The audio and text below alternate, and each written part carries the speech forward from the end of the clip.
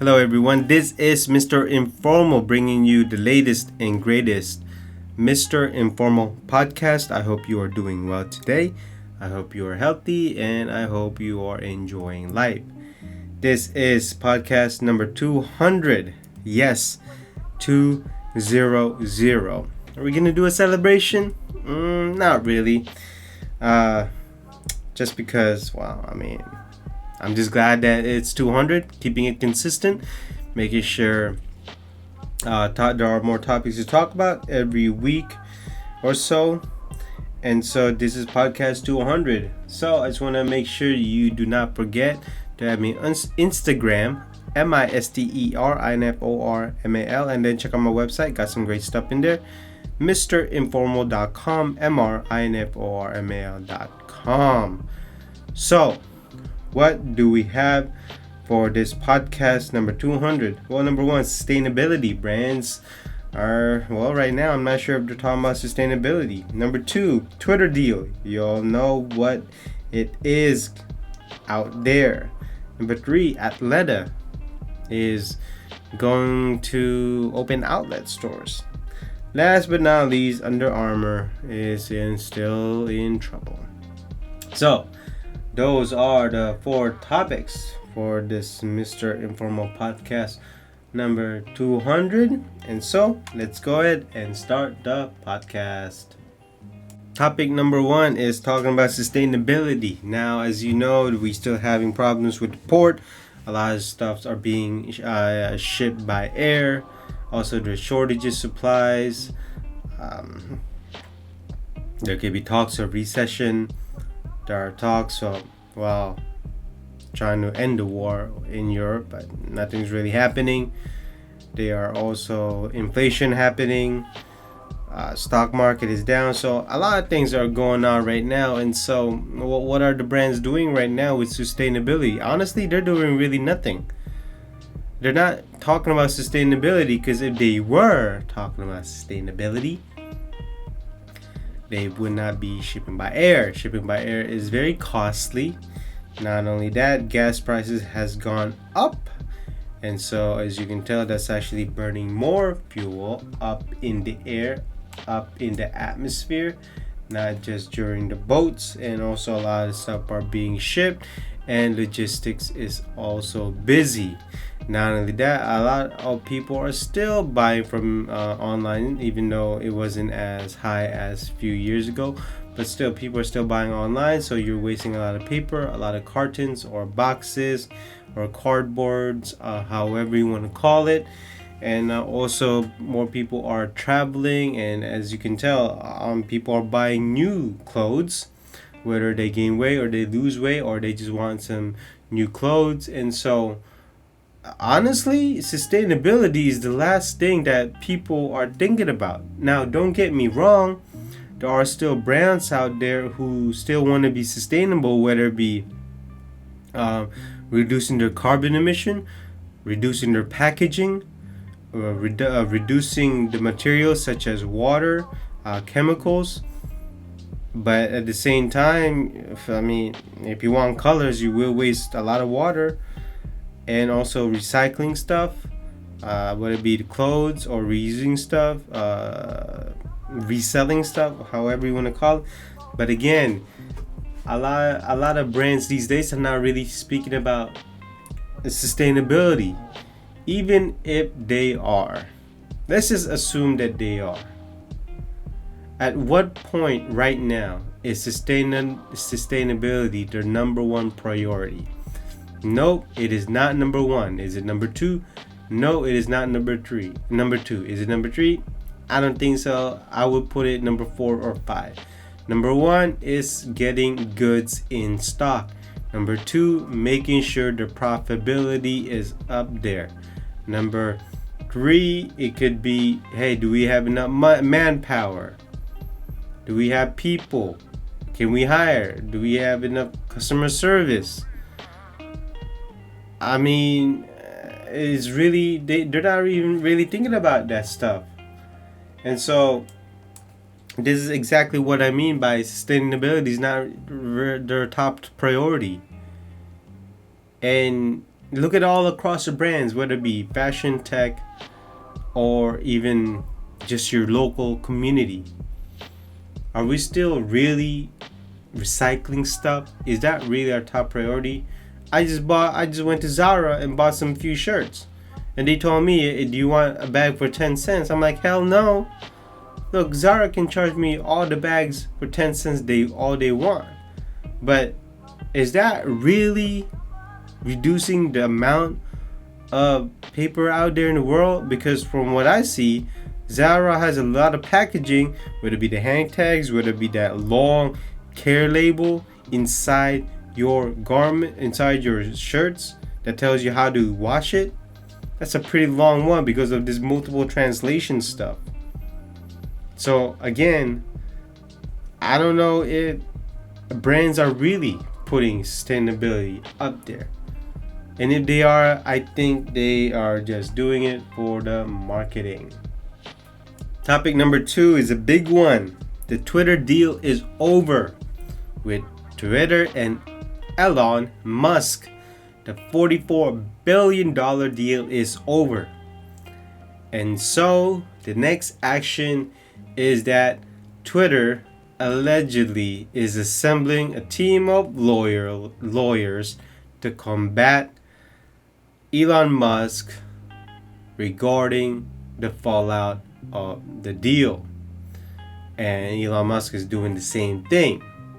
So just to get to the essence of the problem, or the reason why the deal is over, that's because Elon Musk could not verify how many actual users there are in Twitter. Meaning how many people are actually using Twitter, not bots. And before the deal, Twitter was saying less than 5% of Twitter users are bots. But according to Elon Musk and his team, that is not true. So Twitter is lying. Now, who do I believe here? I think Twitter is lying, honestly. Can't trust Twitter because I'm sure they have their algorithms, and I'm sure they have their AI and all these bots are trying to inflate the number of real users out there in Twitter and the Twitter world. And so what's really going to happen? Well, I feel sorry for the stock prices. The stock prices is going to go down.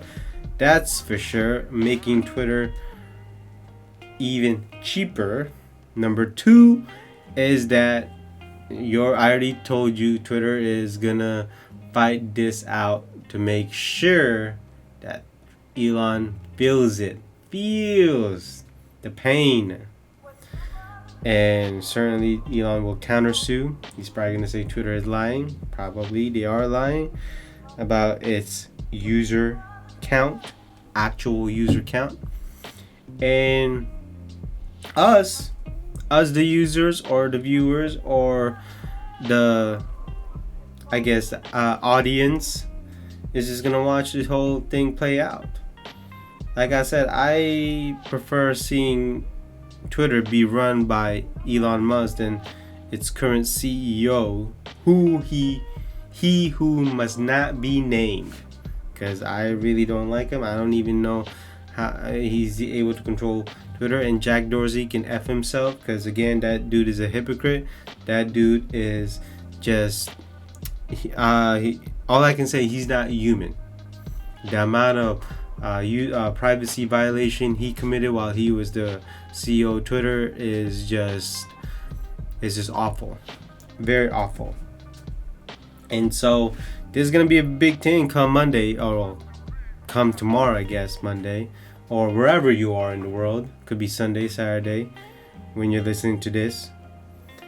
And it's gonna be a very big deal, and it's gonna be a lot of shockwave. It will be the number one topic in the tech news, in the stock market news, in just news in general. And the amount of legal fees that is going to happen, well, certainly lawyers are going to be rich off of this. And honestly, to me, I just hope Twitter loses because, again, I'm not really a fan of Twitter and the people who runs Twitter. I think that Twitter should just die, just like Facebook. I'm sure if Facebook died, just and there's gonna be another uh, online profile website out there, just like how MySpace was, and then Facebook, and the same thing. On to the third topic from RetailDive.com, titled Athleta plots its first outlet stores. Athleta looks for scale. The athletic brand is opening its first 2 outlet stores, according to company press release. The new location counts toward the company's goal of opening to 30-40 stores this year. A location at Chicago Premium Outlets is set to open this summer, while a store in Leesburg Premium Outlets in Virginia will open this fall. The outlets will offer Athleta shoppers a curated assortment of the brand's performance and lifestyle products. So they're basically doing what Lululemon is doing, also putting stuff in outlet. But you see, I'm not really a fan of putting. Here's my thing: Athleta is a leisure wear, basically very close to Lululemon types clothing. And honestly, I'm not even a fan of this move because I think it's diluting its brand, and not only that, it's diluting its quality. And to see these brands, even including Lululemon and other leisure wear out there, to go in outlet stores, I think it's a bad idea, because this is how consumer is gonna see it. If you are in a major city with outlet stores and you have Athleta clothing, why would you go to a normal Athleta retail store when you can go to the outlet store and the product is cheaper?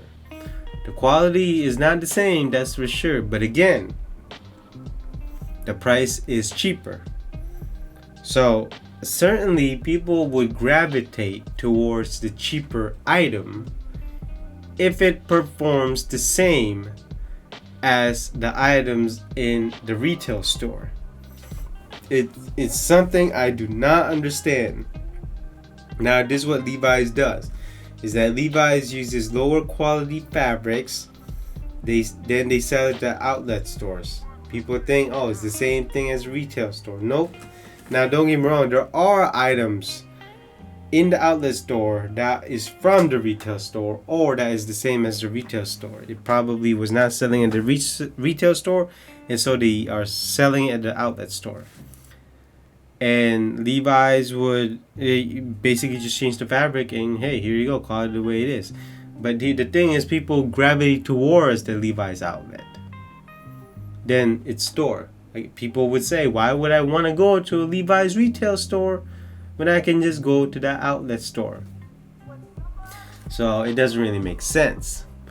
So in the paragraph, as a part of our long-term strategic growth plan, Athleta is investing in new access point to new customers, delivering new value to customers who already know and love our brand, expanding our community of empowered women and girls. Really? Our new outlet stores are intentionally designed to stand out from traditional outlet and clearance store models, helping drive new customers acquisition, increase brand awareness for Athleta. See, that is why I'm very concerned about it, is that brand awareness. You're trying to lower the brand equity by doing this. And so opening up outlet stores is a way for Athleta to potentially reach more budget-conscious consumers, and could also help the brand shed excess inventory at a time when much of the industry is struggling with inventory levels. So basically, they're gonna move the stuff that they are not able to sell at the retail store and moving into the outlet stores, making it cheaper. But again, I'm not really a fan of this. I know they wanna gain more customer, but at the same time, you are going to dilute the product and the brand itself. Now, if it gives them the money that they need, fine. But at the sake of the brand equity itself, I don't think it's worth it. So we'll see what happens with Athleta come later this year and also come in the future. Last topic for this podcast 200. From Retail Dive, Patrick Frisk was tasked with turning around Under Armour. He lasted 2 years. Wow, 2 years. So in the paragraph, while we certainly don't want to downplay Mr. Plank's success and achievements in gilding the company to a $5 billion global brand, we do believe that in order to take the company to proverbial next level, they could use some new blood in the CEO seat. A team of Wells Fargo analysts rose at the time, calling Frisk a more than capable successor based on his improvements to inventory management and other operational elements of the business. It was a surprise when Frisk exited after just 2 years ago after helming Athletic Giants. I think it's clear that they groomed him for the role. Tom Nikic, senior analyst of apparel and footwear at Wedbush, said Frisk, adding that he became a very visible member of the company when he joined in 2017. I think what the recent change signal is a change in philosophy as to the way the company should run between Patrick and Kevin, and put more simply, the level of growth that the company should be achieving. Well, first of all, the thing is, number one is Under Armour is not really they're not really using the talent that they have inside. I mean, let's be real here. Under Armour has a huge potential. Why is it that Lululemon got into this way faster than Nike, Adidas, and Under Armour? Smaller company, and yet Under Armour didn't do anything. Under Armour, its famous brand ambassador is Stephen Curry, basketball player, just won the championship, talented, very talented basketball player. And who else? Oh, I don't know. I don't know who else their brand ambassador is in regards to sports. I don't see them in swimming. I don't see them in tennis. I don't see them in golf. I don't even see them in Olympics. So I'm trying to understand here. Heck, you know what? Even before sports, let's talk about their design. I mean, are their design better than Nike, Adidas, Lululemon, or even New Balance? Let's be honest. I mean, no, I don't think so. When it comes to clothing and apparel, I mean, why would you buy Under Armour compared to others? The performance is not even there. So what happened to the urgency? What happened to the motivation? What happened to that focus that they used to have when they were absolutely growing? But that's not the case anymore. So, I'm not surprised that this CEO only lasted 2 years. Not only that, apparently, as you can tell from the paragraph, is that Frisk is a more than capable successor based on his improvements to inventory management and other operational elements of the business. Well, there you go. Sounds like just some robot guy who just sees numbers. I mean, why are we not talking about a CEO who actually has a vision instead of just effing numbers? Why can we not talk about design? Why can we not talk about marketing? Why can we not talk about popularity? Why are we not talking about awareness? Again, this guy is just numbers. No wonder he didn't last so long. No wonder Under Armour failed. So, in the paragraph, the company itself gave no specific reason for Frisk's departure, though Plank said in a statement at the time, Frisk made significant strides in advancing enterprise-wide operational excellence. Again, this is just a numbers guy. No wonder this guy didn't last. If they're going to do the same thing in the future, well, I hope they failed. And so that basically concludes this Mr. Informal podcast number 200. Can you believe that? 200. I hope you enjoyed listening to me from beginning to end. And if you did, I am glad that you did. And so please do not forget to add me on Instagram, MisterInformal, and then check out my website, mrinformal.com, mrinformal.com. And so I hope you have a great day, afternoon, and have a good night wherever you are in the world. And so I will see you in the next podcast. Bye bye.